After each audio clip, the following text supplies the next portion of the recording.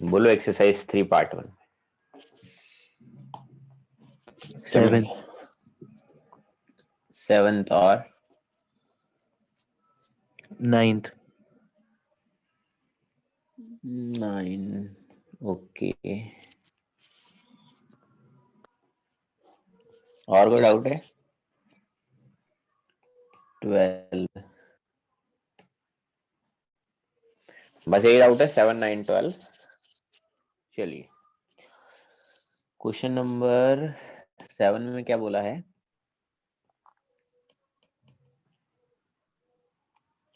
Bond gap in germanium is small. ठीक है, the energy spread of each germanium atomic energy level is infinitely small. तो क्या दिक्कत है इसमें बताओ। Sir energy spread atomic level, ये मुझे समझ नहीं आया। देखो पहली चीज कि स्टेटमेंट ए तो करेक्ट है ना, कि हाँ भाई जर्मेनियम हमारा क्या होता है, एक तरह से सेमीकंडक्टर होता है ना जर्मेनियम। तो जो हाँ एनर्जी गैप है वो स्मॉल होता है, छोटा होता है। ठीक है, दूसरी चीज जो energy spread of each germanium atomic energy level है ना, हम ये बोलना चाह रहे हैं कि जो एनर्जी है वो क्या लिखा है, the energy spread of each germanium atomic energy level is infinitely small, मतलब बहुत ज्यादा छोटी है ना। तो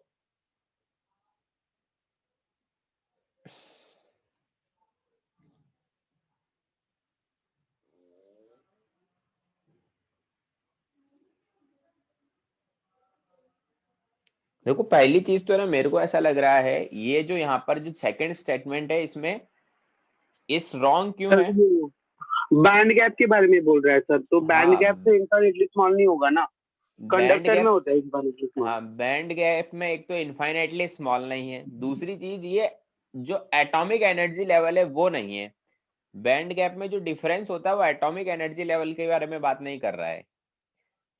ये हम लोग जैसे दो बैंड गैप बनाए हमने ना, ये बैंड के बीच का गैप, अब ये होता है मेरा वैलेंस बैंड ऊपर वाला, सॉरी ऊपर वाला कंडक्शन बैंड, नीचे वाला वैलेंस बैंड, ऐसा होता है। ठीक है, अभी वैलेंस बैंड बनता कैसे है, कंडक्शन बैंड बनता कैसे है, ये कोई हमारे एटॉमिक एनर्जी लेवल है क्या?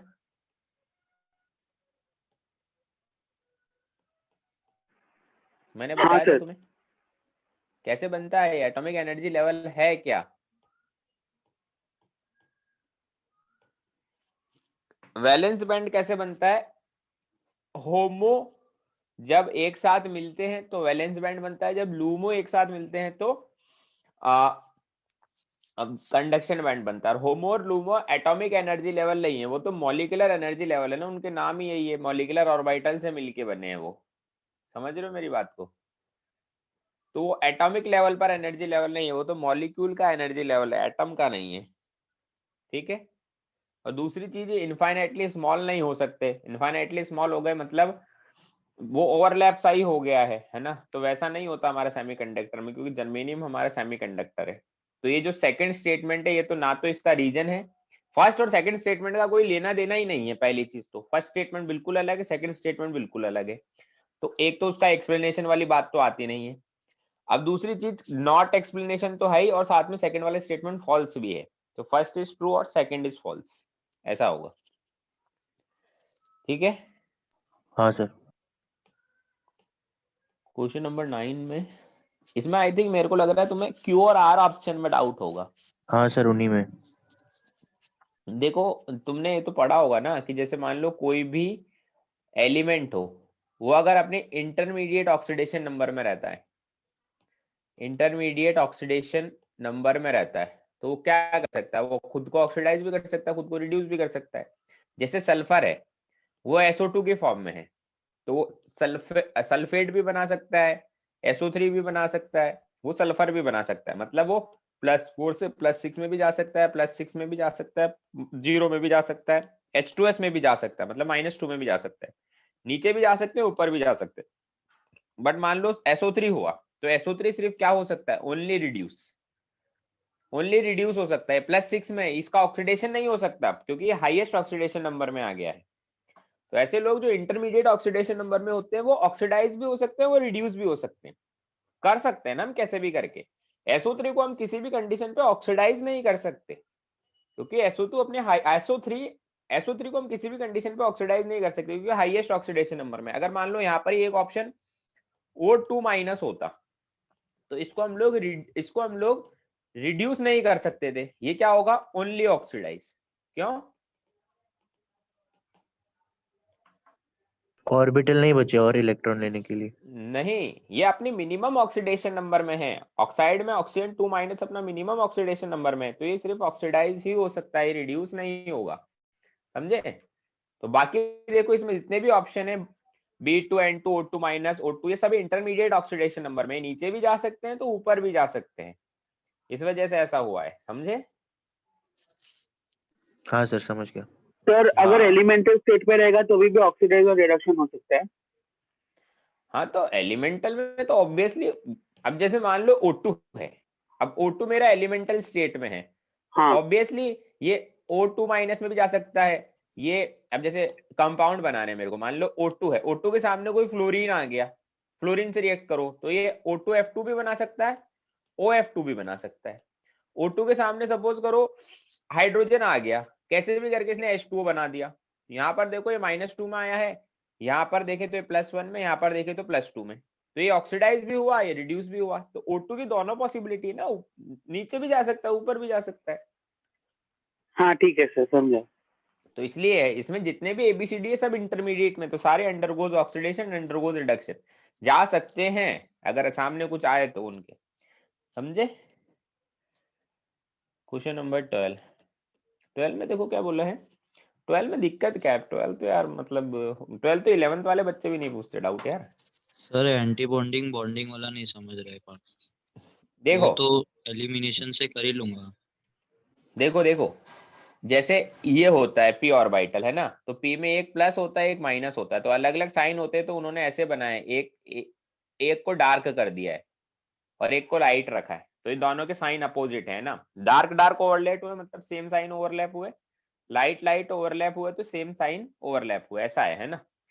अब जैसे मान लो ऐसा होता है, अगर ये दोनों ओवरलैप होते हैं तो हम बोलेंगे बॉन्डिंग बनेगा, बॉन्डिंग, क्योंकि सेम साइन ओवरलैप हो रहे हैं।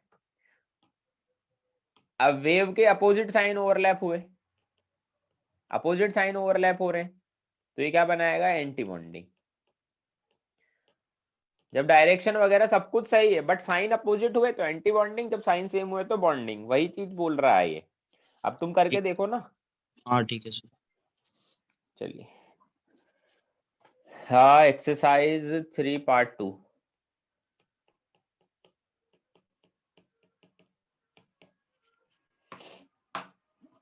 तुम्हारी शीट में कितने क्वेश्चन है एक्सरसाइज 3 पार्ट 2 में?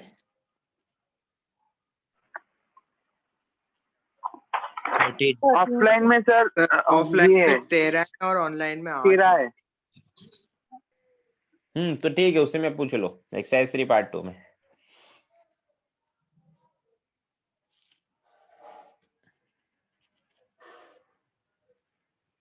कोई डाउट नहीं, एक्सरसाइज 3 पार्ट 2 में सारे हो गए। हाँ सर, वैसे कोई आया नहीं ऐसा डाउट। हाँ मतलब मेरे को भी देखने से लग रहा है कुछ सर, अच्छे क्वेश्चन है। हाँ। मेरे शीट में ऑफलाइन ऑनलाइन नहीं है, एक ही है। हाँ तो हम एक ही की बात कर रहे हैं, जिसमें 13 क्वेश्चन है ना ऑफलाइन वाले, उसी की बात कर रहे हैं बस। ठीक है चलिए,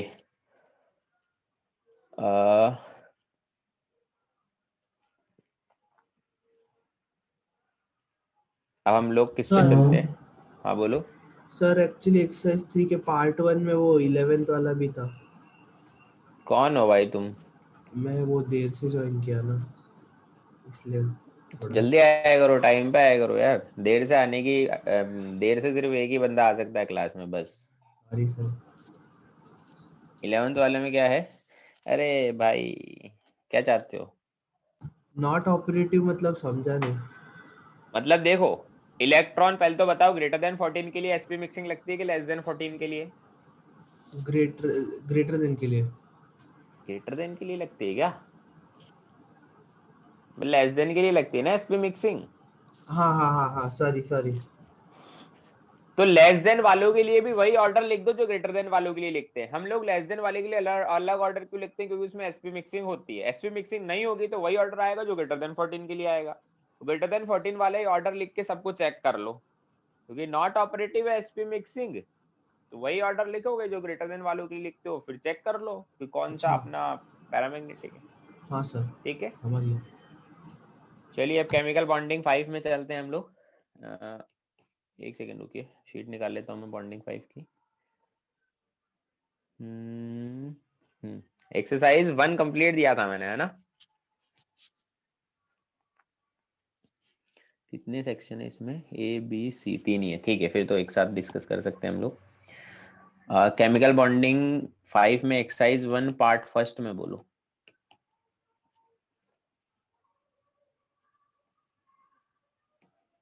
कोई समस्या है?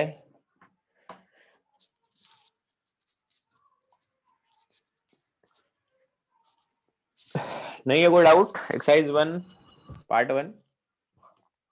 Sir A3।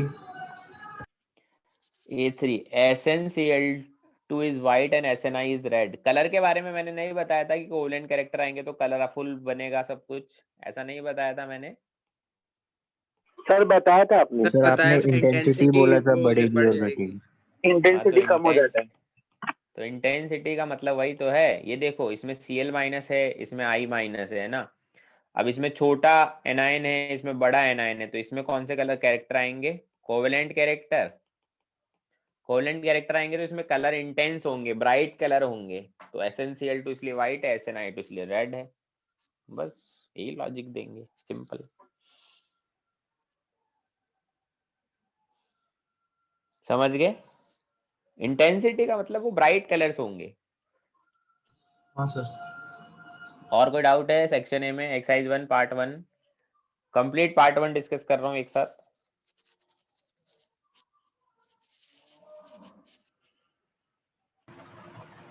सर वो C2 एसिडिक कैरेक्टर बताना है। C2 एसिडिक कैरेक्टर बताना है। अरे भाई क्या चाहते हो?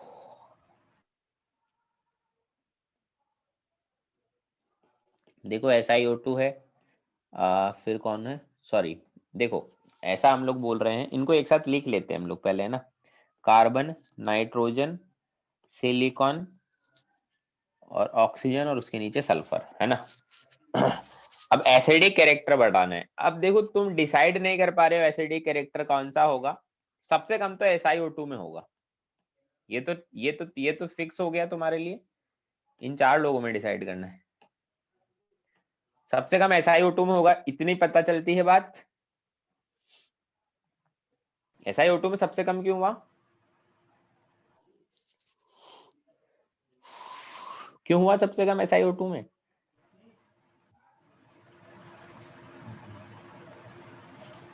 इलेक्ट्रोनेगेटिविटी उसकी कम है इसलिए क्या सर? नहीं नहीं नहीं, अब देखो तुम जो मैं तुम्हें बता रहा हूँ कि सिलिकॉन जो है वो नॉन मेटल थोड़ी होता है। कार्बन, नाइट्रोजन, सल्फर तो नॉन मेटल होते हैं, और नॉन मेटल में एसिडिक कैरेक्टर ज्यादा आता है। सिलिकॉन हमारा क्या है? सिलिकॉन हमारा क्या है? मेटलॉइड है। मेटलॉइड में तो उतने ज्यादा एसिडिक कैरेक्टर नहीं आएंगे ना। तो SiO2 में हमने सबसे कम एसिडिक कैरेक्टर का। अब बाकी बचे हुए ये लोग। अब देखो हम वैसे तो बोलते हैं left to right non metallic character बढ़ता है। अगर उससे भी डिसाइड नहीं कर पा रहे तो तुम एसिडिक उससे चले जाओ, ऑक्सीडेशन नंबर से। जिसमें ऑक्सीडेशन नंबर ज्यादा होगा उसका एसिडिक कैरेक्टर ज्यादा होगा। कि भाई CO2 +4 है, N2O5 +5 है, SO3 +6 है ना, +4 +5 +6, तो एसिडिक कैरेक्टर बढ़ेगा। ठीक है, तो ऐसे भी हम लोग जा सकते हैं। ठीक है। और बोलिए। पार्ट 2 का A4। चलिए एक्सरसाइज 1 पार्ट 2 डिस्कस कर लेते हैं हम। पार्ट 1 में कोई कुछ पूछ नहीं रहा, तो पार्ट 2 में कौन सा? A4। SnCl4 is covalent liquid because electron cloud of Cl minus IR are weakly polarized to envelop the cation. Electron cloud of Cl minus strongly polarized its molecule are attracted to another by strong van der Waals forces. SN shows देखो इसने simple सी बात पूछी है कि SnCl4 मेरा covalent है, वो liquid हो, वो गैस हो, वो सॉलिड हो, उससे हमें मतलब नहीं है। वो चीजें हमें ये नहीं बताएगी कि कोवलेंट है या नहीं। उसने बोला कि वो कोवलेंट है, क्यों है? ऑब्वियसली कोवलेंट इसलिए होगा क्योंकि Sn+4 छोटा है और Cl- बड़ा है, तो ये जितना बड़ा होगा उतनी ज्यादा इसकी पोलराइजेबिलिटी होगी, यदि जितना छोटा होगा उतनी ज्यादा इसकी पोलराइजिंग पावर होगी। तो ये दोनों चीजें अगर कहीं मिलती है तो हमारा करेक्ट एक्सप्लेनेशन होगा। तो हम बोलेंगे electron cloud of Cl- ion is strongly polarised by to the envelop the cation. ठीक है, तो बस वही है कि स्ट्रांगली पोलराइज्ड हो रहा है हमारा एनायन क्योंकि उसका साइज बड़ा है, इसलिए उसमें कोवलेंट कैरेक्टर आ रहे हैं। बस ये है, वो कोवलेंट लिक्विड से शायद तुम कंफ्यूज हो गए हो। हाँ सर, उसकी वजह से कंफ्यूज हो गया। हाँ हाँ हाँ, बस वो इतना सा लॉजिक देना है। चलिए और बोलिए सेक्शन ए में।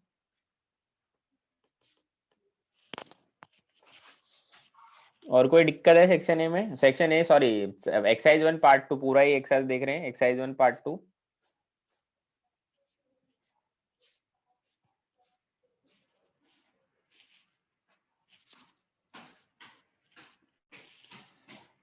नहीं है कोई दिक्कत एक्सरसाइज 1 पार्ट 2 में? पार्ट 3 में बोलो एक्सरसाइज 1 पार्ट 3।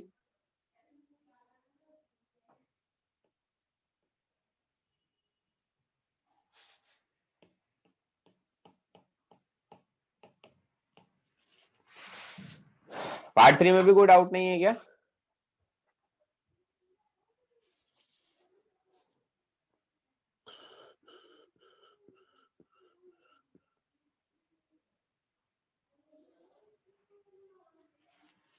चलिए फिर ठीक है, नहीं है डाउट तो अब हम लोग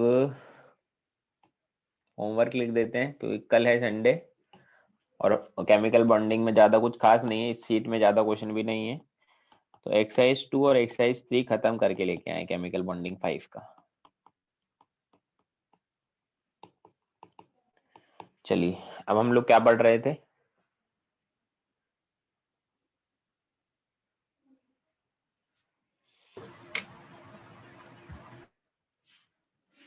बोलो भैया। आयनिक इक्विलिब्रियम चालू शुरू करना था।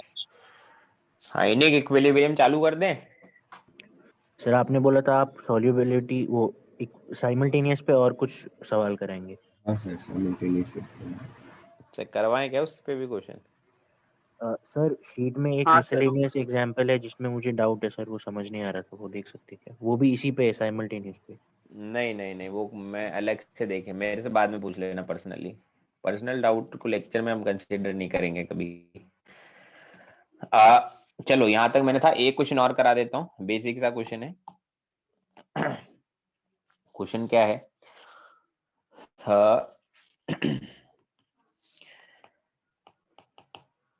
Consider the following two equilibrium established together in a closed vessel, है ना?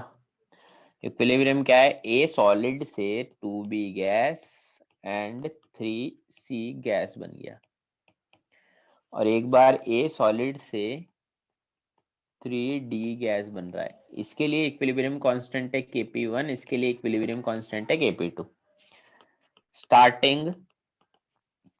starting with only a molar ratio of B and D at equilibrium is found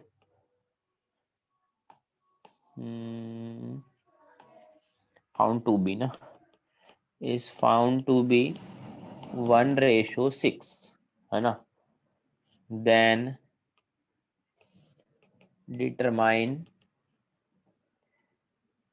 Kp2 upon 8 Kp1।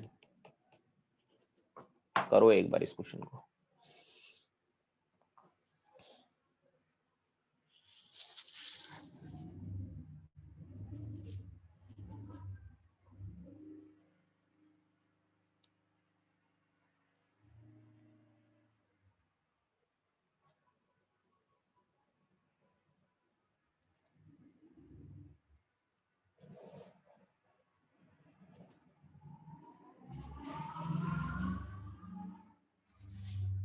अच्छा ऐसा भी बोल देता हूँ मैं एक चीज और, if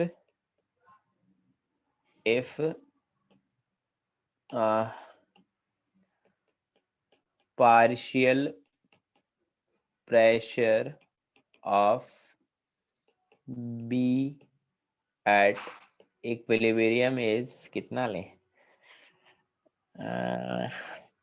2 atm, देखते हैं कुछ होता है कैसे।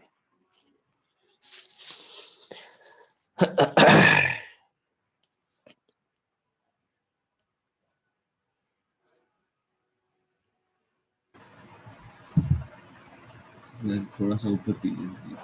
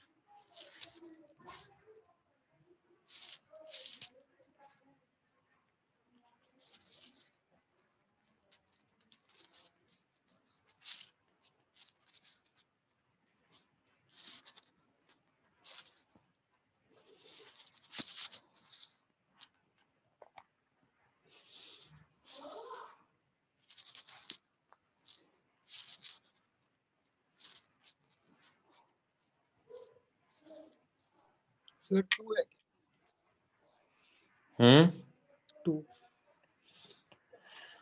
2 है, हाँ मुझे भी लग तो ही रहा है 2 ही आना चाहिए।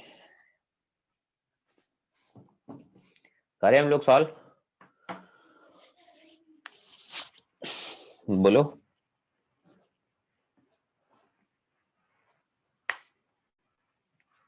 नहीं सर 2 मिनट।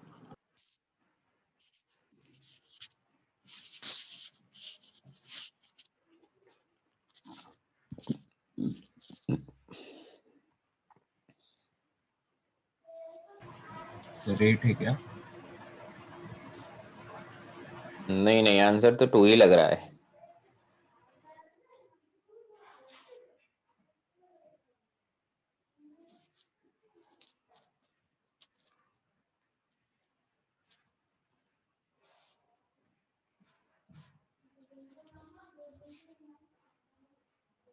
हाँ सर 2 ही आ रहा है। हाँ सर 2 ही आ रहा है। चलिए हम लोग करते हैं अब सॉल्व। हमारे पास देखो क्या है, ए सॉलिड था, वो किस में जा रहा था, ए सॉलिड जा रहा था 2b गैस और 3c गैस में, और ऐसे ही एक और ए सॉलिड था, वो 3d गैस में भी जा रहा है ना। अब इक्विलिब्रियम पर बात करें, सॉलिड इसको तो काउंट करेंगे नहीं, इसका प्रेशर है 2 atm इक्विलिब्रियम पर, पार्शियल प्रेशर, तो इसका कितना होगा, अगर इसका 2 atm पार्शियल प्रेशर जनरेट हुआ इक्विलिब्रियम पर, उसका कितना होगा 3 atm 3 atm। ऑब्वियसली उसी रेशो में आएंगे, अगर इसका 2 atm है तो इसका 6 atm हुआ होगा, क्योंकि बोला इक्विलिब्रियम पर 1:6 में, सॉरी 12 atm, 12 ATM होगा। हाँ क्योंकि हमें बोला है at equilibrium molar ratio of NB/ND is 1:6, जो मोल का रेशो होगा वही पार्शियल प्रेशर का रेशो होता है, हमेशा मोल का रेशो पार्शियल प्रेशर का रेशो सेम चलता है, तो वो हो गया 12 atm, है ना। अब देखो यहाँ से Kp1 निकालो तुम, Kp1 क्या आएगा, 2 का स्क्वायर 3 का क्यूब, Kp2 निकालो तो क्या आएगा 12 का क्यूब। हमें निकालना क्या है Kp2 अपॉन 8 Kp1, सॉल्व करना तो हमने को वैल्यू आ जाएगी कितनी 12 का क्यूब अपॉन 2 की पावर 5 इंटू 3 की पावर 2। सॉल्व करोगे तो 4 आएगा। सही आ रहा है यहाँ से, ऐसे ही आएगा। बोलो, अरे समझ आ रहा है नहीं आ रहा है? सर 12 आएगा ना, सॉरी 2 आएगा ना। 2 आएगा क्या? हाँ सॉरी हाँ 2 सर। आएगा। 2 आएगा, 12 का क्यूब डिवाइडेड बाय दिस 2 आएगा। ठीक है, चलिए अब देखो जो मैं, हाँ चलो हम लोग अब स्टार्ट करते हैं आयनिक इक्विलिब्रियम स्टार्ट करते हैं। देखो आयनिक में क्या है कि मैं एलिमेंट्री वाला पोर्शन पहले पढ़ाऊंगा ना। पहले मैंने सोचा था एक साथ ही पढ़ा देता हूँ, फिर मैंने मतलब वापस मेरा मूड चेंज कर लिया। पहले मैं एलिमेंट्री वाला पोर्शन पढ़ाऊंगा, क्योंकि एक बार एलिमेंट्री समझ आ जाए तो हम लोग मेंस तक के लिए सही रहेगी। एलिमेंट्री मतलब मेंस तक के लिए सफिशिएंट है। एलिमेंट्री समझ आ गया मतलब मेंस के क्वेश्चन हो जाएंगे हमसे। और तुमने तो देखा ही होगा वो मेंस का नया कुछ प्रपोजल आया है 4 अटेम्प्ट वाला। तो अभी तक तो मतलब 100% तो नहीं हुआ है कुछ कि हाँ ये तो होगा ही होगा। वैसे मेरे को लग रहा है ऐसा कि अभी आने वाले 1-2 वीक के अंदर अंदर जो भी होगा वो सब कुछ क्लियर कर देंगे। 1-2 वीक में तो 100% सब कुछ क्लियर हो ही जाएगा। और 4 अटेम्प्ट वाली बात है तो वो भी मेरे को तो सही लग रही है कि हाँ हो ही जाना है वो भी। तो उस अकॉर्डिंग अब हमारे पास टाइम तो बहुत ज्यादा है। मतलब बहुत ज्यादा का मतलब सफिशिएंट टाइम है कि हम लोग इजीली हमारा सिलेबस भी टाइम पे खत्म हो जाएगा और हम लोग रिवाइज भी कर लेंगे जेई मेंस एडवांस दोनों के लिए। तो इसके लिए मैंने सोचा कि पहले आयनिक इक्विलिब्रियम पढ़ा देते हैं एलिमेंट्री वाला पोर्शन। और हमारे पास शीट भी अलग अलग है। जो बच्चे पहले पढ़े होंगे यहाँ पर उनको पता होगा एलिमेंट्री का शीट अलग है, आयनिक इक्विलिब्रियम एडवांस का शीट अलग है। ठीक है, पहले हम लोग आयनिक इक्विलिब्रियम एलिमेंट्री ही पढ़ते हैं ना। तो हम लोग हेडिंग डाल लेते हैं आयनिक इक्विलिब्रियम। देखो आयनिक इक्विलिब्रियम केमिकल इक्विलिब्रियम ऐसे चैप्टर है जिसमें जब तक तुम खुद से क्वेश्चन सॉल्व नहीं करोगे, जब तक तुम खुद से शीट्स नहीं करोगे, ये नहीं समझ आने वाला किसी भी कीमत पे।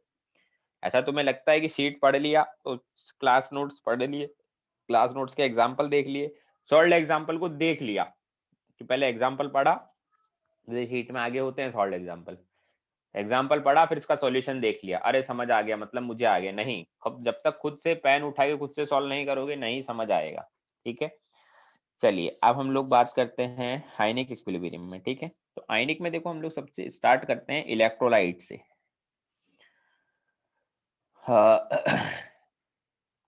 दो टाइप के इलेक्ट्रोलाइट होते हैं हमारे पास है ना, सॉरी दो टाइप के सब्सटेंस होते हैं। एक तो होते हैं इलेक्ट्रोलाइट और एक होते हैं नॉन इलेक्ट्रोलाइट। ठीक है, इलेक्ट्रोलाइट मतलब जिनका अल्फा नॉट इक्वल टू 0 हो और जिनका अल्फा 0 हो वो नॉन इलेक्ट्रोलाइट। ठीक है, नॉन इलेक्ट्रोलाइट और इलेक्ट्रोलाइट का मतलब समझते हैं ना। अल्फा का मतलब क्या है? Degree of dissociation. Degree of Degree dissociation. of ठीक है, जैसे फॉर एग्जांपल नॉन इलेक्ट्रोलाइट कौन हुआ? सुक्रोज, ग्लूकोज, यूरिया एक्सेट्रा, है ना। अब इलेक्ट्रोलाइट भी दो टाइप के हो सकते हैं। ठीक है, इस चैप्टर में हमारा जो डीलिंग होगा पूरा इलेक्ट्रोलाइट के साथ ही होगा। कौन कौन से? या तो स्ट्रॉन्ग इलेक्ट्रोलाइट या फिर वीक इलेक्ट्रोलाइट। स्ट्रॉन्ग इलेक्ट्रोलाइट कौन होते हैं? स्ट्रॉन्ग इलेक्ट्रोलाइट को 3 कैटेगरी में डिवाइड करता हूं मैं एकदम। क्या? या तो स्ट्रॉन्ग एसिड या स्ट्रॉन्ग बेस या सॉल्ट। सॉल्ट कोई सा भी हो, स्ट्रॉन्ग एसिड स्ट्रॉन्ग बेस का हो, स्ट्रॉन्ग एसिड वीक बेस का हो, स्ट्रॉन्ग बेस वीक एसिड का हो, वीक एसिड वीक बेस का हो।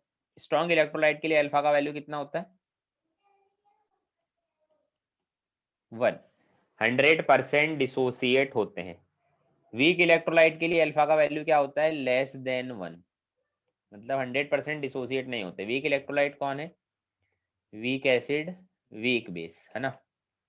इस चैप्टर में हम लोग है ना यही सब पढ़ेंगे, स्ट्रॉन्ग एसिड का पीएच निकालना, स्ट्रॉन्ग बेस का पीएच निकालना, वीक एसिड का पीएच निकालना, वीक बेस का पीएच निकालना, स्ट्रॉन्ग एसिड के मिक्सचर का पीएच निकालना, वीक बेस के मिक्सचर का पीएच निकालना, स्ट्रॉन्ग बेस के मिक्सचर का पीएच निकालना, वीक एसिड के मिक्सचर का पीएच निकालना, स्ट्रॉन्ग एसिड वीक एसिड के मिक्सचर का पीएच निकालना, एसिड बेस के मिक्सचर का पीएच निकालना, सॉल्ट में चारों टाइप के सॉल्ट का पीएच निकालना, ये सब चीजें ही हम लोग पढ़ने वाले हैं। ठीक है,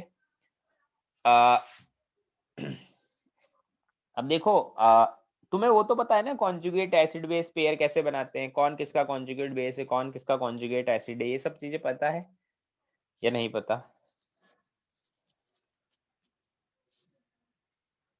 बोलो।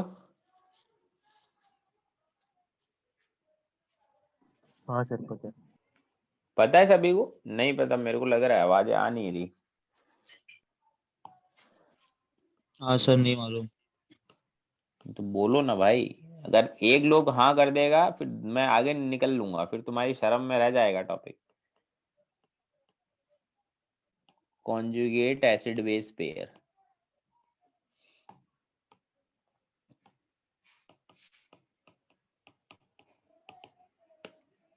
कॉन्जुगेट एसिड बेस पेयर क्या होते हैं? जैसे मान लो मैं इधर लिखता हूँ एसिड और उसका बनाता हूं मैं कॉन्जुगेट बेस, सीबी मतलब कॉन्जुगेट बेस। एसिड से उसका कॉन्जुगेट बेस कैसे बनाते हैं? उसमें से H plus anionic remove part करके, है। हाँ H प्लस किसी भी एसिड से उसका कॉन्जुगेट बेस बनाना है, एक H प्लस रिमूव करो। जैसे मान लो मेरा एसिड है वाटर H2, कॉन्जुगेट बेस क्या होगा? OH minus. OH minus. जैसे मान लो मेरा एसिड है H2SO4, उसका कॉन्जुगेट पार्ट क्या होगा? HSO4 minus. एक H प्लस रिमूव करना है बस। मान लो मेरा एसिड है HSO4 माइनस, कॉन्जुगेट बेस क्या होगा? SO4 minus. मान लीजिए मेरा एसिड है H3PO4, तो ये होगा H2PO4 माइनस, एक H प्लस रिमूव करना है। मान लीजिए मेरा एसिड है NH3, तो इसका कॉन्जुगेट बेस होगा NH2 माइनस। सपोज करें मेरा एसिड है RCOOH, तो इसका कॉन्जुगेट एसिड होगा RCOO माइनस। तो ये होता है एसिड का कॉन्जुगेट बेस। एसिड से कॉन्जुगेट बेस बनाना है तो एक H प्लस रिमूव करना पड़ेगा। ठीक है, एक तो है ये।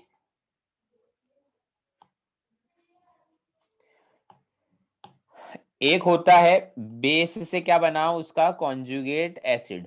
बेस से कॉन्जुगेट एसिड कैसे बनाते हैं? बेस से कॉन्जुगेट एसिड कैसे बनाया जाता है? एच टेके H प्लस ऐड करके। जैसे मान लो हमारा बेस है, सपोज करो CO3 2 minus, carbonate ion base है, तो इसका कॉन्जुगेट एसिड क्या होगा? HCO3 माइनस, एक H प्लस ऐड करा। जैसे मान लो बेस है OH माइनस, तो इसका कॉन्जुगेट एसिड क्या होगा? H2। सपोज करें बेस है मेरा CH3 माइनस, तो इसका कॉन्जुगेट एसिड क्या होगा? क्या होगा conjugate acid? CH4 CH4। Suppose करें मेरा बेस है NH3 अमोनिया, तो इसका कॉन्जुगेट एसिड क्या होगा? Ammonium ion. CH4 NH4 plus. ठीक है, तो कॉन्जुगेट एसिड बनाना हो बेस से, कॉन्जुगेट एसिड बनाना हो बेस से, तो हम लोग क्या करेंगे? H प्लस ऐड करेंगे, और कॉन्जुगेट बेस बनाना हो एसिड से तो H प्लस रिमूव करेंगे। हमेशा ध्यान रखें जो कॉन्जुगेट एसिड बेस पेयर होते हैं उनमें सिर्फ एक H प्लस का ही डिफरेंस होता है, एक से ज्यादा डिफरेंस नहीं होना चाहिए। कॉन्जुगेट एसिड बेस पेयर में सिर्फ एक ही H प्लस का डिफरेंस होता है, या तो ज्यादा होंगे एक H प्लस या एक H प्लस कम होगा। ठीक है, समझ में आती है बात? Sir conjugate acid base pair हम लोग एक मॉलिक्यूल में भी मतलब एक एसिड के लिए भी बोल सकते हैं, एसिड और बेस के लिए, या फिर अलग अलग के लिए भी बोल सकते हैं ना? मतलब अगर HCl है तो HCl में हम लोग मतलब बोल सकते हैं ना कि Cl नेगेटिव इस सेल का कॉन्जुगेट बेस है, और फिर वैसा बोल रहा हूँ मैं। हाँ वैसा ही, और क्या, और कैसे होता है फिर? नहीं, अलग अलग एसिड बेस में नहीं होता ना। नहीं नहीं, एक H प्लस का डिफरेंस होगा तो बाकी चीजें सेम रखनी पड़ेगी ना। हाँ हाँ बाकी चीजें सेम, सब कुछ सेम है, बस एक H प्लस का ही डिफरेंस हो, वो या तो कम होगा या ज्यादा होगा। देखो हमें है ना पहली चीज क्या है, अगर हमें आयनिक इक्विलिब्रियम के क्वेश्चन सॉल्व करने हैं तो हमें लॉग अच्छे से आना चाहिए, लॉग की प्रॉपर्टीज अच्छे से आनी चाहिए, लॉग की कैलकुलेशन बहुत अच्छे से आनी चाहिए, है ना।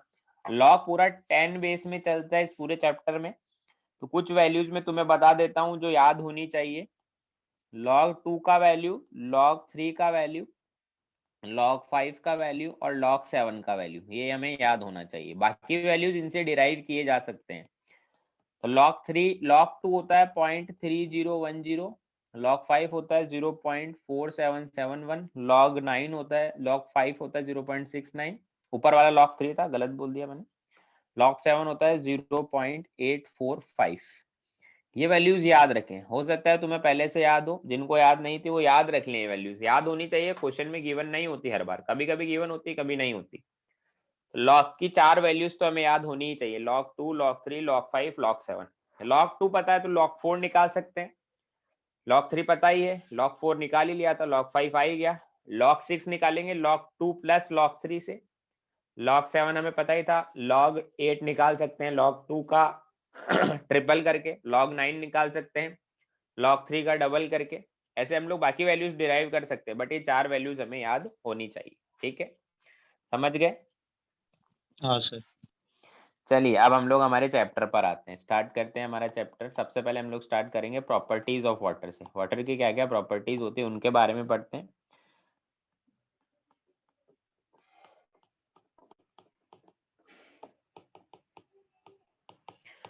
हार्डली 3 से 3.5 लेक्चर में चैप्टर खत्म हो जाना चाहिए, 4 मान लो max to max. Properties of water है ना। सबसे पहली प्रॉपर्टी है वाटर की मोलैरिटी। वाटर की क्या होती है, मोलैरिटी, है ना।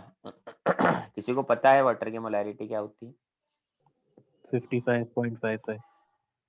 हम मान लेते हैं कंटेनर है मेरा, इस कंटेनर में 1 लीटर हमने वाटर डाल रखा है ना। वाटर ही मेरा सॉल्वेंट है, वाटर ही मेरा सॉल्यूट है। अब वाटर का डेंसिटी सभी को पता है 1 ग्राम पर ml होता है ना। मोलैरिटी क्या होती है, moles of solute divided by volume of solution. Solute के मोल्स कितने हैं, सॉल्यूट है 1 लीटर मतलब 1000 ग्राम डिवाइडेड बाय 18 और वॉल्यूम ऑफ सॉल्यूशन था 1 लीटर। यहाँ से मेरा मोलैरिटी ऑफ वाटर आ गया 55.55 m। तो इस चीज को याद रखें। अब कोई मुझे बोलेगा कि सर ये वाटर का मोलैरिटी इतना ज्यादा क्यों आ रहा है, क्या हो गया ऐसा जो इतना ज्यादा आ रहा है मोलैरिटी। तो हम बोलेंगे कि इसमें जो सॉल्वेंट है वही सॉल्यूट है, मतलब सॉल्यूट बहुत ज्यादा है इसलिए मोलैरिटी इतना ज्यादा आ रहा है ना। तो किसी भी प्योर सॉल्वेंट का मोलैरिटी निकालोगे तो ऐसा ही आएगा, बहुत ज्यादा आएगा। तो सिर्फ वाटर दे रखा और उसका मोलैरिटी पूछा, सिंपली हम लोग बोलेंगे 55.55, ठीक है। सेकंड हम लोग बात करते हैं वाटर की सेकंड प्रॉपर्टी, आयनिक प्रोडक्ट। कितना होता है आयनिक प्रोडक्ट वाटर का? 14। Ionic product of water, KW के बारे में मैं बात कर रहा हूँ। वाटर का आयनिक प्रोडक्ट क्या होता है, तो देखो हम लोग बोलते हैं जो हमारा वाटर होता है, एक दो चीजें याद रखें। जैसे H2O लिक्विड होता है, अगर वो डिसोसिएट होता है तो H प्लस एक्वस और OH माइनस एक्वस देगा, है ना। पहली चीज, ये प्रोसेस कैसा होता है, एंडोथर्मिक होता है, इस बात को ध्यान रखें। ऑब्वियसली वाटर का डिसोसिएट होना H प्लस और OH माइनस में एंडोथर्मिक प्रोसेस ही होगा। अगर एक्सोथर्मिक होगा तो हमारा वाटर बड़ा बड़ा डिसोसिएट ही होता रहेगा हमेशा। तो ऐसा नहीं होता है कभी भी वाटर में, वाटर जैसा होता है वैसा ही रहता है। बट अगर हम उसको एनर्जी देंगे, हीट देंगे, तो वो डिसोसिएट हो जाएगा H प्लस और OH माइनस में, ठीक है। तो हम बोलेंगे ये प्रोसेस कैसा होता है, एंडोथर्मिक। इंपॉर्टेंट प्रॉपर्टी है इसकी, इससे हम और चीजें डिराइव करेंगे फ्यूचर में भी, रिजल्ट देखो हम डिराइव करने वाले हैं। अब देखो मुझे पता है मैं K लिखूं तो हम लोग क्या लिखेंगे, H प्लस का कॉन्सेंट्रेशन, OH माइनस का कॉन्सेंट्रेशन, ये कौन है?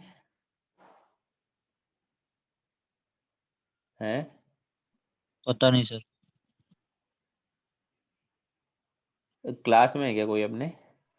रेजो वाली मैम है शायद, कल भी आई थी मैम। यार ये कौन सी मैम है, हमने तो नाम नहीं सुना कभी, देखते हैं। चलिए अब देखो हम लोग ऐसा लिख सकते हैं K plus equal to H plus OH minus upon H2O, ये सब हमने इक्विलिब्रियम कांस्टेंट K की वैल्यू के अकॉर्डिंग ये लिख दिया। अब देखो यहाँ पर हम लोग क्या बोलेंगे कि जो H2O का जो कॉन्सेंट्रेशन है वो कांस्टेंट रहेगा। क्यों रहेगा कांस्टेंट? प्योर सॉल्वेंट है ना, तो उसका हाँ। कंसंट्रेशन चेंज नहीं होगा।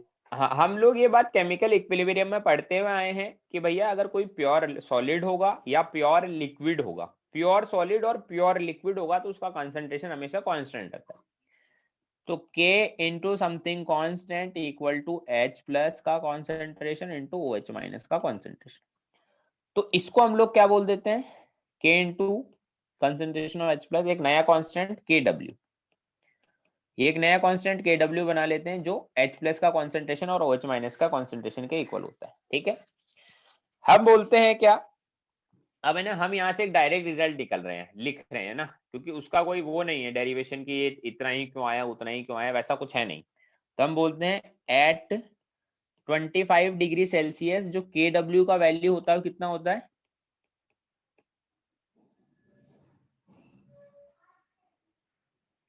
10⁻⁻14 होता है। पहली बात तो हमें वैल्यू याद होनी चाहिए। दूसरी चीज हमें ये भी पता होना चाहिए कि जो वैल्यू है ये 25 डिग्री सेल्सियस पर है, क्योंकि हम K का वैल्यू लिख रहे हैं और K जो होता है वो फंक्शन होता है टेम्परेचर का। अगर क्वेश्चन में कभी टेम्परेचर चेंज करके देगा तो हम इस K का वैल्यू का यूज नहीं कर पाएंगे, है ना। तो ये चीज ध्यान रखें कि हमने जो वैल्यू याद है वो 25 डिग्री सेल्सियस पर है। क्वेश्चन में अगर टेम्परेचर मेंशन हुआ और वो कुछ कम ज्यादा हुआ तो हम KW का वैल्यू कुछ अलग लिखेंगे। अगर मेंशन नहीं हुआ क्वेश्चन में टेम्परेचर तो हम लोग क्या मानेंगे, 25 डिग्री सेल्सियस पे। हाँ हम लोग बोलेंगे 25 डिग्री सेल्सियस ही और वो 10⁻⁻14 ही हमें कंसिडर करना है। ठीक है, हम बोलते हैं क्या, नेक्स्ट चीज क्या, इन प्योर वाटर, अगर हमारा पानी प्योर है, बिल्कुल प्योर वाटर है, तो प्योर वाटर कैसा होता है, प्योर वाटर है एकदम, तो प्योर वाटर ऑब्वियसली वाटर की प्रॉपर्टी होती है वो न्यूट्रल होता है। तो प्योर वाटर है मतलब वो न्यूट्रल होगा। न्यूट्रल वाटर मतलब उसमें जितने H प्लस आयन है उतने ही क्या होंगे, OH माइनस आयन। ऑब्वियस ही है, न्यूट्रल है तो H प्लस आयन और OH माइनस आयन बराबर होंगे। और हमें ये दे रखा है क्या कि H plus ion into OH minus ion का कंसेंट्रेशन का मल्टीप्लीकेशन 10⁻⁻14 के इक्वल है। तो यहाँ से क्या आ जाएगा, जो प्योर वाटर है उसमें H प्लस आयन का कॉन्सेंट्रेशन और OH माइनस आयन का कॉन्सेंट्रेशन किसके इक्वल होगा, -7 10⁻⁻7। बट यहाँ पर साइड में एक चीज और मेंशन कर देना, क्या, 10⁻7 -7 at 25 degree Celsius, 25 degree Celsius पर ऐसा ऐसा होता है। ठीक है, तो हम बोलेंगे कि जो pH होगा यहाँ पर, अच्छा pH और वो सब तो पता है ना तुम्हें, -log H+ होता है pH, हाँ सर। पता है सभी को, कोई ऐसा तो नहीं है जो हाँ बोले सर। नहीं सर नहीं। यहाँ पर मैं हाँ लिख भी सर। देता हूँ साइड में कि भैया जो pH होता है वो होता है negative of log of H+, है ना। ऐसे ही जो pH होता है वो होता है negative of log of OH-, ऐसे ही जो pKW होगा negative of log of KW। किसी भी चीज का P और समथिंग ऊपर है उसी का नेगेटिव लॉग लेना होता है। तो यहाँ से हम लोग बोलेंगे जो हमारा pH आएगा वो भी क्या आएगा 7, pOH आएगा वो भी क्या आएगा 7 एट 25 डिग्री सेल्सियस। तो हम बोलते हैं 25 डिग्री सेल्सियस पर हमारा जो वाटर होता है उसका pH 7 होता है। ठीक है, अब देखो यहाँ से हम लोग क्या क्या चीजें और अलग निकालेंगे, उसको मैं कलरफुल पेन से लिख देता हूं। क्या, पहली चीज देखो, टेम्परेचर बढ़ाओगे तो KW का वैल्यू क्या होगा, बढ़ेगा, क्यों, एंडोथर्मिक है ना। हाँ क्योंकि जो हमारा इक्विलिब्रियम था वो एंडोथर्मिक प्रोसेस था और इस इक्विलिब्रियम के लिए जो कांस्टेंट था वो K ही डिफाइन था, KW बोल सकते हैं जिसको। तो टेम्परेचर बढ़ाएंगे तो KW बढ़ेगा, KW बढ़ेगा तो H प्लस आयन और OH माइनस आयन के कंसेंट्रेशन पे क्या फर्क पड़ेगा, बढ़ेंगे घटेंगे या सेम रहेंगे, बढ़ेंगे। बढ़ेंगे। देखो इसको मैं बहुत तरीके से एक्सप्लेन कर सकता हूँ, कैसे कि ऑब्वियसली टेम्परेचर बढ़ाओगे तो रिएक्शन एंडोथर्मिक है, फेवरेबल होगा, फॉरवर्ड डायरेक्शन में जाएगा, जितना ज्यादा फॉरवर्ड में जाएगा उतना ही H+ और OH- का कंसंट्रेशन हमारा बढ़ेगा। अब Kw बढ़ रहा है इसलिए PKW क्या होगा? घटेगा। कम होगा। घटेगा, है ना, हमेशा ऐसा ही होता है क्योंकि वो नेगेटिव लॉग है इसलिए। H+ बढ़ रहा है इसलिए pH क्या होगा?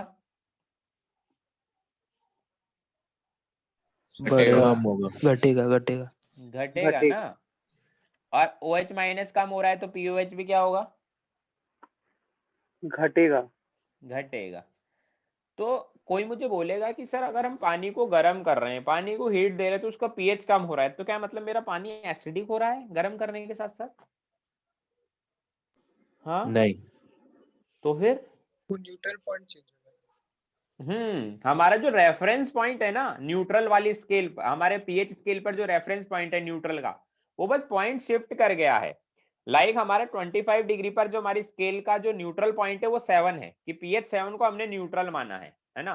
ये कोई हार्ड रूल नहीं हो गया है कि हमेशा पीएच 7 मतलब न्यूट्रल ही होगा, ऐसा नहीं है। टेम्परेचर बढ़ाया है तो पीएच कम हो गया, मतलब मेरा न्यूट्रल स्केल चेंज हो गया है। मतलब ऐसा मानो सपोज कि है ना, मान लीजिए मैंने टेम्परेचर में पहुंच गया 100 डिग्री सेल्सियस पे, है ना, तो मेरा 100 डिग्री सेल्सियस में KW बढ़ रहा है, 10⁻⁻14 से बढ़ के 10⁻⁻12 हो गया है। -14 से 100 टाइम्स बढ़ा है -12, है ना।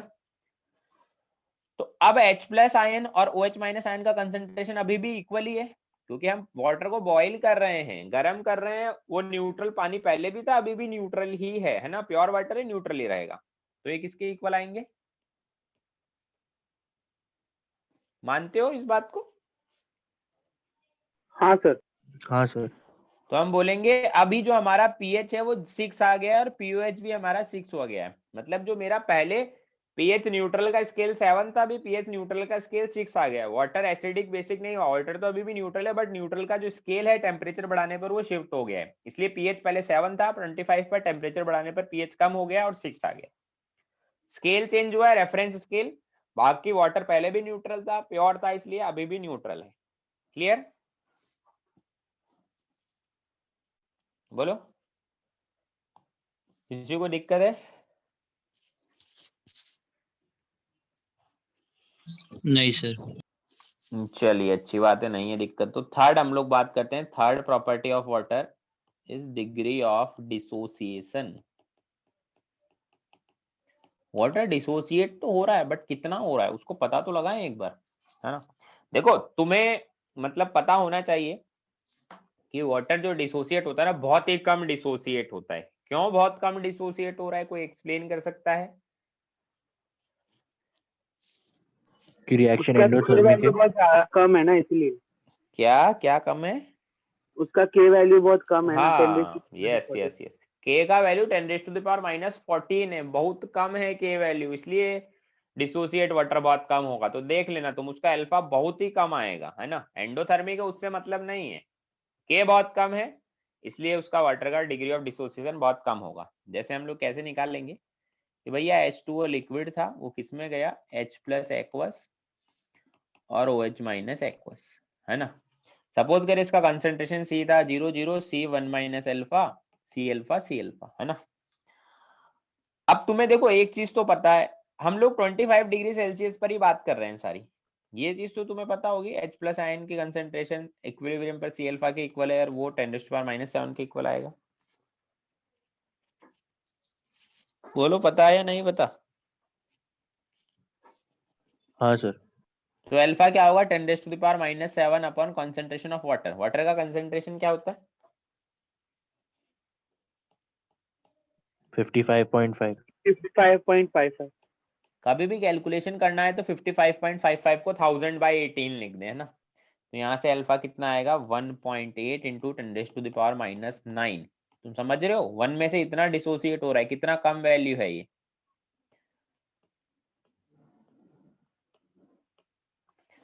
अल्फा आ रहा है इतना। अब मैं तुम्हें बोलूं क्या, कभी कभी है ना क्वेश्चन में परसेंटेज अल्फा भी पूछ रहे हैं, तो परसेंटेज अल्फा भी निकाल लो। परसेंटेज अल्फा के लिए क्या करेंगे, 100 से मल्टीप्लाई। 1.8 इंटू 10⁻⁻⁷। अल्फा का मतलब 1 में से कितना हुआ, परसेंटेज अल्फा मतलब 100 में से कितना हुआ, ठीक है। अब देखो ना, एक फॉर्मूला मैं यहाँ पर लिख के छोड़ दे रहा हूँ, बट वो फॉर्मूला फ्यूचर में तुम्हें मैं यूज करवाऊंगा, है ना। इसको अभी तुम बस देख लो फॉर्मूले को, इसका फॉर्मूले का मतलब क्या है, कहाँ यूज, क्या हो गया भाई इसको, एक तो इतने इसमें, हाँ ये रहा।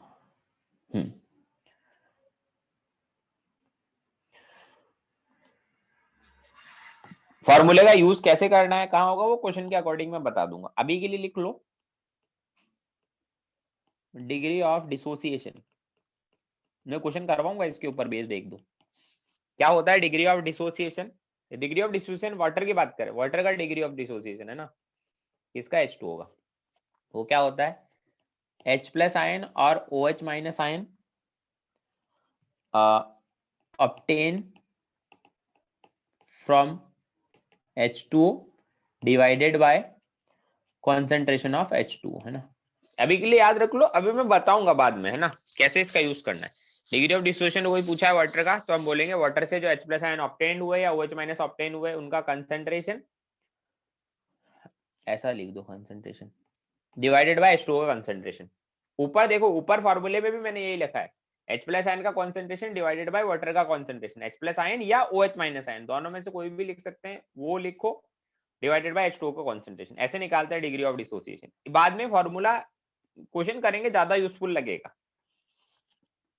चलिए नेक्स्ट फोर्थ लिखते हैं, K और KB फॉर वाटर। K और KB का मतलब क्या होता है,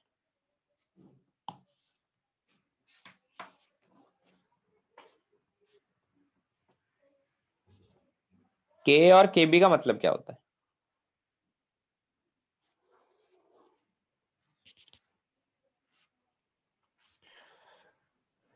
बोलो बोलो बोलो बोलो।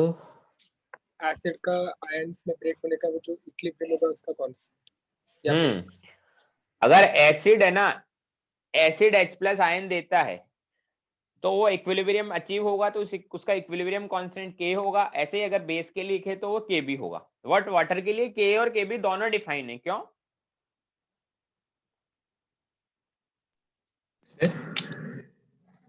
हाँ, क्योंकि वो न्यूट्रल है। न्यूट्रल है। क्योंकि वो H प्लस भी देता है और OH माइनस भी देता है, इसलिए, है ना। अब देखो क्या होता है K KB, वैसे तो डायरेक्ट वैल्यू याद भी रख ले तो भी कोई दिक्कत नहीं है, बट हम लोग बोलते हैं, देखो अगर हम लोग बोलें कि भैया हमारा वाटर है, वो लिक्विड था, वो गया H प्लस एक्वस बनाया और OH माइनस एक्वस बनाया। अब वाटर के लिए जो K होता है और जो KB होता है ना, वो इक्वल होता है। इसका मतलब क्या है, किसी सब्सटेंस के लिए K और KB इक्वल होने का मतलब क्या है, वो क्या है, न्यूट्रल है। वो न्यूट्रल है ना, वो क्या है, न्यूट्रल है। अगर K बड़ा है किसी सब्सटेंस के लिए उसके KB से, तो मतलब वो क्या है, एसिडिक है। और KB बड़ा है किसी सब्सटेंस के लिए K से, तो वो क्या है, बेसिक है। और एक चीज तुम्हें पता होनी चाहिए, अच्छा मैं बाद में बता दूंगा ना, K अगर KB के इक्वल हो तो न्यूट्रल होता है, K बड़ा हो KB से तो एसिडिक होता है, K छोटा हो KB से तो वो बेसिक होता है ना। अब मैं बोलता हूं फॉर वाटर, क्या, K is equal to KB, और वो कैसे लिखेंगे, ऊपर वाली इक्वेशन को देख के लिख लो, वो ये होता है। तो थोड़ी देर पहले वाटर के लिए जो K लिखा था ना, वो उसका K और KB ही था, तो K निकाल लो, वो KB के बराबर ही आएगा। वो कितना आएगा, KW अपॉन H2O का कॉन्सेंट्रेशन, क्योंकि ऊपर जो लिखा है वो तो KW है। KW कितना होता है, 25 डिग्री सेल्सियस पर 10⁻⁻14। H2O concentration 1000/18। तो यहाँ से K इक्वल टू KB आ गया, वो कितना है, 1.8 इंटू 10⁻⁻16। तो एक तो याद रखें, वाटर का K और KB दोनों ही बहुत बहुत बहुत कम है, मतलब वाटर ना ही अच्छा बेस है ना ही अच्छा एसिड है। पीके और पीकेबी भी इक्वल होगा। पीके और पीकेबी कैसे निकालते हैं, नेगेटिव लॉग लेके इनका, बोलो। हाँ सर। तो इसका नेगेटिव लॉग लोगे, नेगेटिव लॉग ऑफ 1.8 इंटू 10⁻⁻16। ये कैलकुलेशन करना तो आता है या नहीं आता? इसको लिखेंगे 16 माइनस log 1.8, ऐसा लिख सकते हैं। हाँ यस सर। तो pk is equal to pkb is equal to 15.74। सारे वैल्यूज 25 डिग्री सेल्सियस पर है, इनको तुम लोग याद रख सकते हो। तो देखो हमने 4 चीजें निकाली है वाटर की प्रॉपर्टी। फर्स्ट, वाटर का कंसंट्रेशन। सेकंड, वाटर का ionic product Kw। Third, water का अल्फा। फोर्थ, वाटर का Ka-Kb। ठीक है, चारों वैल्यूज हमने याद होनी चाहिए हमेशा। अब हम लोग नोट डाल के कुछ पॉइंट्स लिखते हैं ना, इंपॉर्टेंट नोट पॉइंट्स। फिर उसके बाद हम लोग एक एक करके कैलकुलेशन करेंगे पीएच की, है ना। तो नोट डाल के एक एक करके कुछ पॉइंट्स लिखते हैं। First point, for any conjugate acid base pair, कोई भी कॉन्जुगेट एसिड बेस पेयर होगा तो उसका K इंटू KB का मल्टीप्लीकेशन किसके इक्वल आएगा? 10⁻⁻14। KW -14 नहीं, KW लिखना ज्यादा बेटर होगा, क्योंकि टेम्परेचर अगर चेंज वेंज हुआ तो ठीक है ना।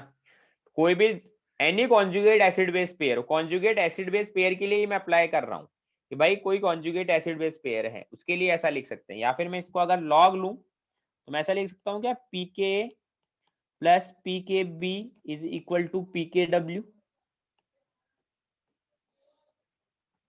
बोलो। हाँ जैसे मान लो मैं बोलता हूं फॉर एग्जाम्पल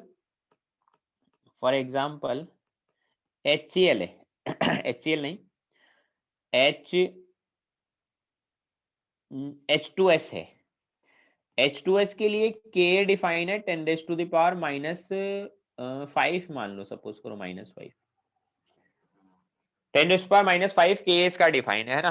कोई मुझे पूछे HS माइनस है, इसका क्या है, कॉन्जुगेट बेस, तो इसके लिए KB डिफाइन होगा, तो वो कितना होगा, KB इसका कितना होगा, तो हम बोलेंगे KB कितना आएगा इसका, KW अपॉन K, मतलब 10⁻⁻14 अपॉन 10⁻⁻5। तो कितना आया है,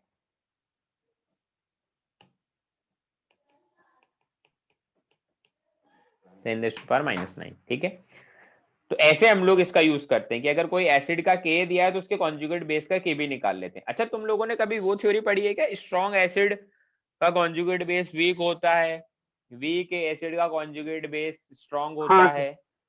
तो देखो हाँ सर। मैं तुम्हें एक सजेशन दूंगा, उस थ्योरी को भूल जाएं। जैसे H2S था, इसका Ka क्या था, 10⁻⁻5, तो क्या इसको तुम स्ट्रॉन्ग एसिड मानोगे या वीक एसिड मानोगे? वीक। वीक, मतलब ये वीक एसिड है तो इसका कॉन्जुगेट बेस तो बहुत खतरनाक होना चाहिए था। अब उसका कॉन्जुगेट बेस का Kb आ गया 10⁻⁹, तो फिर इसको क्या बोलोगे, बोलो। Weak conjugate. हाँ, तो इसको, इस थ्योरी को भूल जाएं, सिंपल सा फंडा याद रखे, कॉन्जुगेट एसिड बेस पेयर तो K इंटू KB KW के इक्वल होता है, बस इतनी ही कहानी है ना। नोट का सेकंड पॉइंट क्या है, नोट का सेकंड पॉइंट है हमारे पास कॉन्सेप्ट ऑफ नेग्लेक्शन। ये कॉन्सेप्ट आना हमें बहुत जरूरी है, क्योंकि पूरे आयनिक में नेग्लेक्शन ही नेग्लेक्शन चलेगा, बस कॉम्प्लेक्स कॉन्सेप्ट ऑफ नेग्लेक्शन। ये नेग्लेक्शन का स्पेलिंग सही लिखा है क्या, सही लग रहा है मेरे को। अब कॉन्सेप्ट ऑफ नेग्लेक्शन क्या है, कैसे कॉन्सेप्ट ऑफ नेग्लेक्शन है कि 10% से कम कुछ होता है तो हम उसको नेग्लेक्ट कर देते हैं। मतलब हम बोलते हैं इन आयनिक इक्विलिब्रियम, आयनिक इक्विलिब्रियम में ऐसा है कि अगर 100 + 8 लिखा है तो इसको कितना मानते हैं, 100 + 8 को कितना मानते हैं, 100 मानते हैं। अप्रोक्स 100 ही मानते हैं, क्योंकि 100 में जो ऐड होने वाली चीज है वो 100 के 10% से कम है, तो उसको नेग्लेक्ट कर देते हैं। अगर कहीं 100 + 12 लिखा है तो इसको कितना मानेंगे,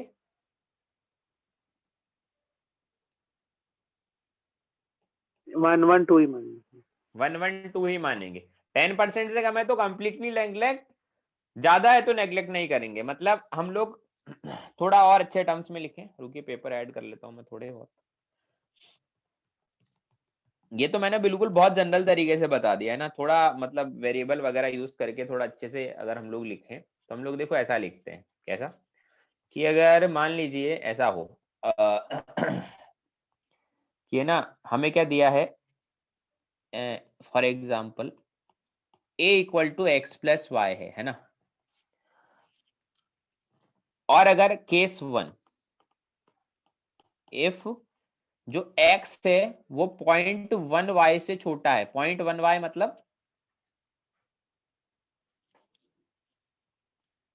0.1 y 10%। मतलब y का 10% से भी x छोटा है, y हाँ। के 10% से भी x छोटा है, तो a का वैल्यू किसके इक्वल आ जाएगा, y के Y. इक्वल। a approx equal to y। और केस 2 अगर मान लो ऐसा हो इफ y x के 10% से छोटा है तो a is approx equal to x, है ना। ये मेरा फंडा होता है ना, कि भैया अगर कोई भी कैलकुलेशन हमेशा आइनिक में ऐसा ही चलेगा कि दो लोगों को ऐड या सब्ट्रैक्ट कर रहे हैं और वो एक दूसरे के 10% से छोटे हैं तो नेग्लेक्ट कर देते हैं। जैसे हमारा जो सबसे बेसिक फंडा है जो यूज होगा, एग्जाम्पल 1 तो ये है, एग्जाम्पल 2 कि अगर 1 माइनस अल्फा है और उसमें 1 माइनस अल्फा का वैल्यू क्या होगा और 1 प्लस अल्फा का वैल्यू क्या होगा, if alpha is less than 0.1, 0.1 मतलब 1 का 10%, 0.1 होता है उससे भी छोटा है, तो हम बोलेंगे कि 1 माइनस अल्फा को क्या लिखेंगे, अल्फा। अगर अबे वन। 1, और हाँ 1 सर प्लस देखो। अल्फा को भी क्या लिखेंगे 1, ठीक है। अगर अल्फा 0.1% से कम, 0.1 से कम है मतलब 10% से छोटा है, देखो सबसे सिंपल फंडा यही है कि दो लोगों को ऐड या सब्ट्रैक्ट कर रहे हैं, उसमें से एक किसी के 10% से छोटा तो हम उसको नेग्लेक्ट कर देते हैं, ठीक है। बोलो। Yes sir. हाँ सर। चलिए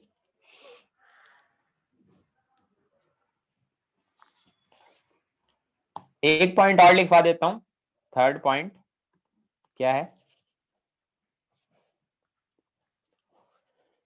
इफ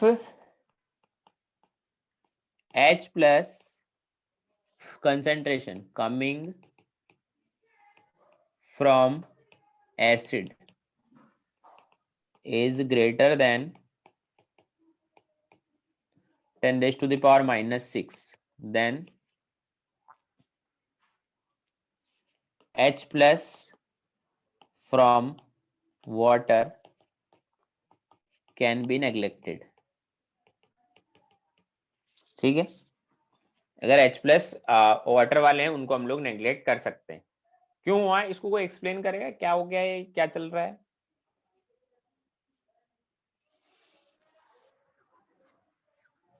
क्या लिख दिया मैंने ये, क्योंकि सर वो 10% से कम रहेगा ना, वाटर का तो 10⁻⁻7 रहता है ना H प्लस का देखो हम और लोग कोई भी एसिड है, कोई भी एसिड का एक्वस सॉल्यूशन बनाते हैं तो उसको वाटर में डालते हैं, है ना। वाटर भी अपना H प्लस देगा 10⁻⁻7, और एसिड का H प्लस अगर 10⁻⁻6 से ज्यादा है तो वाटर वाले को नेग्लेक्ट कर देंगे, ठीक है। देखो लोग अभी तक जाग रहे हैं, है ना। अब तो हमारी क्लास के 18 मिनट भी बचे हैं, अब क्या करने आएंगे, तो हम नेग्लेक्ट कर सकते हैं। बट हम लोग सेकंड केस बनाते हैं, इफ H प्लस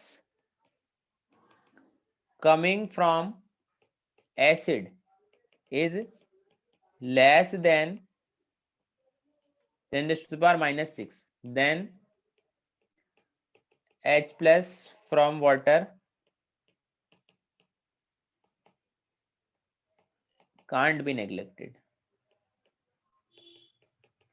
कि अगर हमारा जो एसिड है, जो मेन एसिड है जिसका एसिडिक स्ट्रेंथ हम निकाल रहे हैं, अगर उसका H प्लस 10⁻⁻7 से भी छोटा है तो वाटर वाले को नेग्लेक्ट नहीं कर सकते, उसको भी हमें कंसीडर करना ही पड़ेगा। समझ में आती है बात, बोलो। हाँ सर। चलिए अब हम लोग एक एक करके पीएच निकालना शुरू करते हैं। सबसे पहला है सबसे इजी pH of SA और SB। SA और SB का मतलब स्ट्रॉन्ग एसिड और स्ट्रॉन्ग बेस। स्ट्रॉन्ग एसिड या फिर स्ट्रॉन्ग बेस का पीएच हम लोग निकालेंगे। फंडा क्या है, कैसे निकालेंगे पीएच, क्या फंडा है? अरे सिंपल सा फंडा है, पीएच निकालना है तो negative log of H plus, खत्म। बस हमें यही करना है इसके अंदर, ठीक है। चलिए अब एक एक करके हम लोग कुछ बेसिक क्वेश्चन करने को मैं देता हूँ। Question number 1, calculate pH of 10⁻⁻⁴ H2SO4। बहुत बेसिक क्वेश्चन भी नहीं दूंगा, थोड़े बहुत तो मैं उम्मीद रखता हूँ कि तुमको भी आते ही होंगे, तो करो अब इसको करो।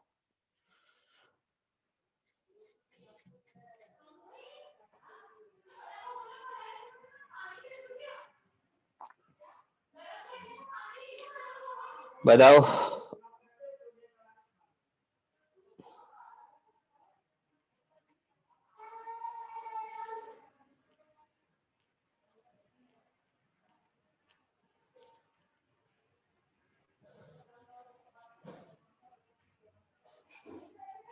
फोर है आंसर।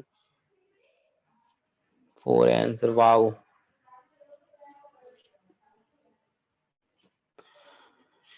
हाँ, एक सेकंड रुकिए यार, तुम आंसर बताओ, तुम तो, मैं अपना काम कर लेता हूँ।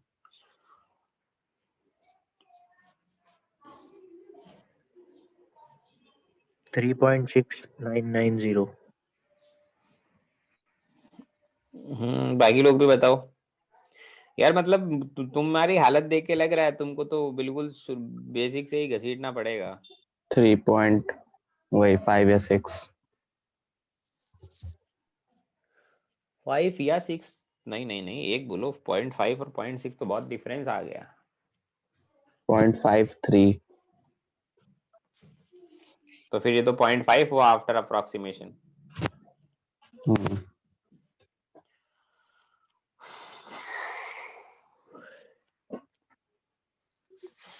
चलिए देखो, मैं बताता हूँ तुम्हें कैसे हमें करने हैं क्वेश्चंस, है ना। एक सेकंड रुकिए यार। नहीं। इब्राहिम जाग गए तुम?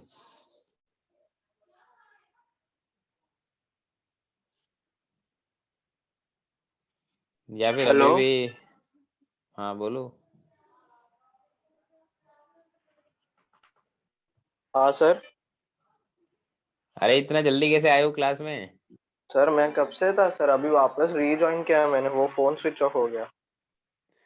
कब से था बता, कब आया तू? मैं शायद 10:10 को आया होऊंगा। अरे दस कब दस आया? क्या बोल रहा हूँ, 8:10। पक्का है तू, श्योर है तू 8-10 को आया था? हाँ सर। चलिए अच्छी बात है, मुझे तो लगा तू मतलब क्या कर रहा था रात में ऐसा जो नींद नहीं खुली तेरी। हाँ, इसका आंसर बताइए यार, बड़ा बेसिक क्वेश्चन है। अगर ये नहीं हो रहा तो इस क्वेश्चन को हम हटा के नया क्वेश्चन लिखते हैं। 3.67 कुछ। चलिए अब देखो, हम लोग क्वेश्चन सॉल्व करते हैं। पहली चीज, क्वेश्चन हमें निकालना है पीएच क्या होता है, negative log of H plus. Basic है, negative log of H plus. सबसे पहले हमें क्या निकालना पड़ेगा, H प्लस का कॉन्सेंट्रेशन निकालना पड़ेगा, जो क्या आएगा 2 × 10⁻⁻⁴। समझ गए? पहला काम ही यही है, H प्लस का कॉन्सेंट्रेशन निकालो, 2 × 10⁻⁻⁴ आएगा। अब पीएच निकालना है, पीएच क्या है, negative log of H plus, मतलब नेगेटिव लॉग ऑफ 2 × 10⁻⁴। तो पीएच क्या आएगा, 4 - log 2,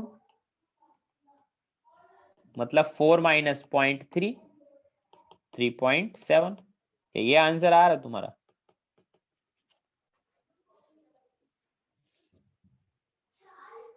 बोलो। हाँ सर। हाँ सर।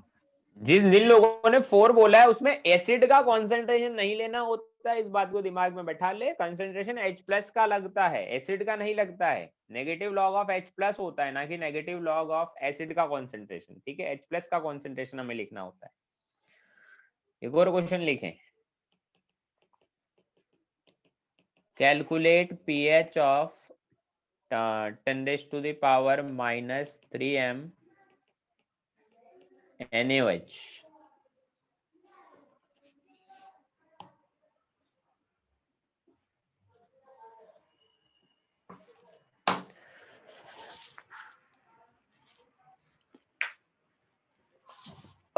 पहले वाले क्वेश्चन में एक डाउट था कि इसका 2 स्टेप डिसोसिएशन नहीं लिखेंगे, मतलब H+ प्लस HSO4 नेगेटिव, उसके बाद फिर HSO4 नेगेटिव इक्विलिब्रियम में Actually, रहेगा। we are talking about pH of strong acid or strong base, not weak acid or weak base. 2 step dissociation, ये सब चीजें वीक एसिड वीक बेस में consider होती है, स्ट्रॉन्ग एसिड में ये सब चीजें काउंट नहीं की जाती। सर H2SO4 में होता है ना ऐसा? नहीं अरे नहीं होता भाई।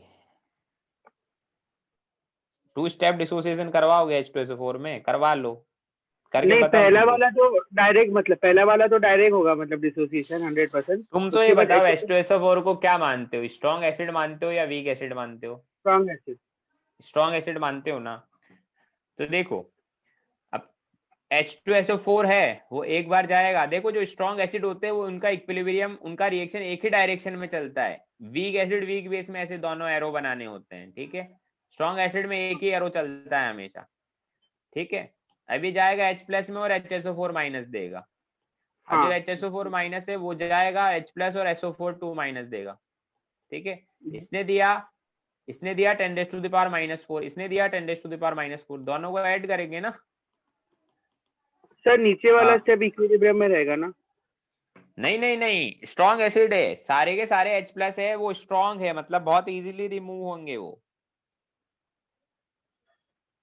पहले वाला तो ठीक है सर, स्ट्रॉन्ग एसिड है इसलिए डायरेक्टली डिसोसिएट है। HSO4 नेगेटिव तो वीक एसिड है ना, तो इक्विलिब्रियम में रहेगा और फिर H+ देगा। अरे भाई, H2SO4 स्ट्रॉन्ग एसिड होता है, इसके दोनों H+ आराम से निकलेंगे। ठीक है, इसको बोलते हैं ना हम लोग diprotic strong acid. Strong acid है, वीक एसिड नहीं है। सेकंड वाला क्वेश्चन करके बताओ।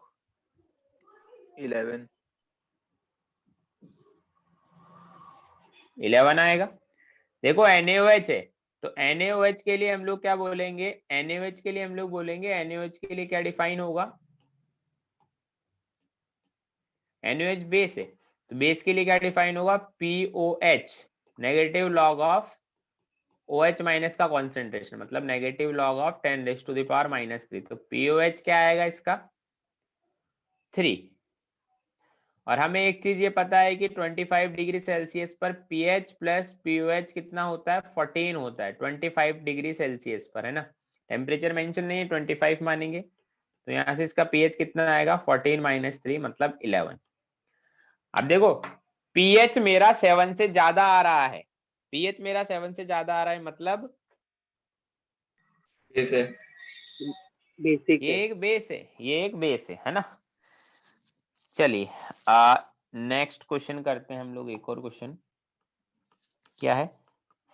pH of HCl solution is 2.7 if 100 ml of this solution is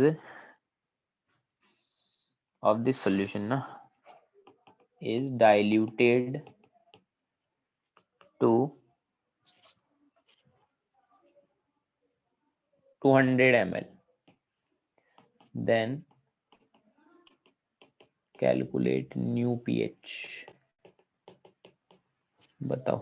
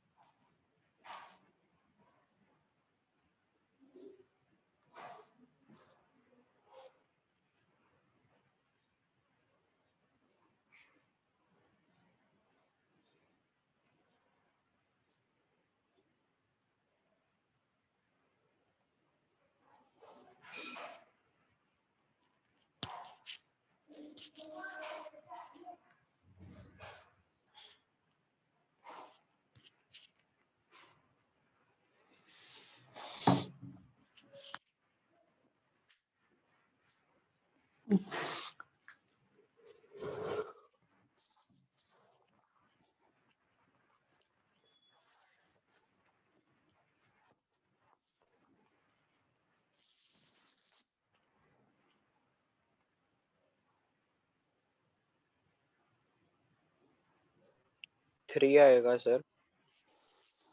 3 आएगा, आई थिंक आना तो 3 ही चाहिए शायद, हाँ पर 3 आना चाहिए शायद। कैसे किया? M1v1 इक्वल टू M2v2 से फिर मोलैरिटी निकाल ली। ठीक है। देखो इस क्वेश्चन को सॉल्व करने के मैं 2 मेथड बताता हूँ, जो तुम्हें अच्छा लगे वो फॉलो करे, है ना। देखो पीएच दे रखा है इनिशियली 10⁻².7, तो H प्लस आयन का कॉन्सेंट्रेशन कितना आएगा इनिशियली?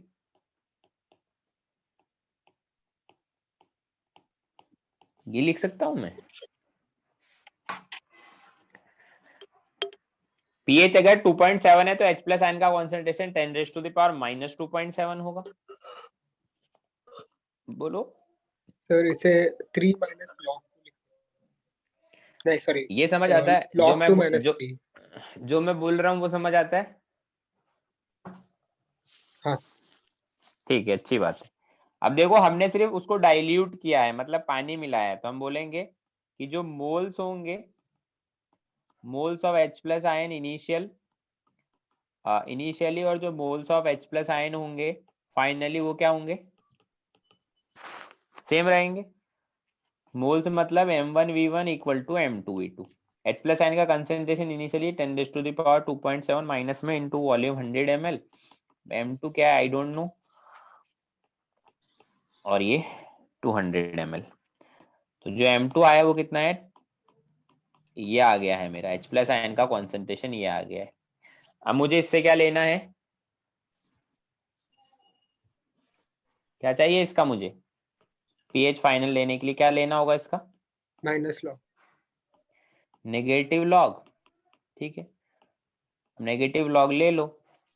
नेगेटिव लॉग लोगे तो माइनस में लॉग 10 बेस में -2.7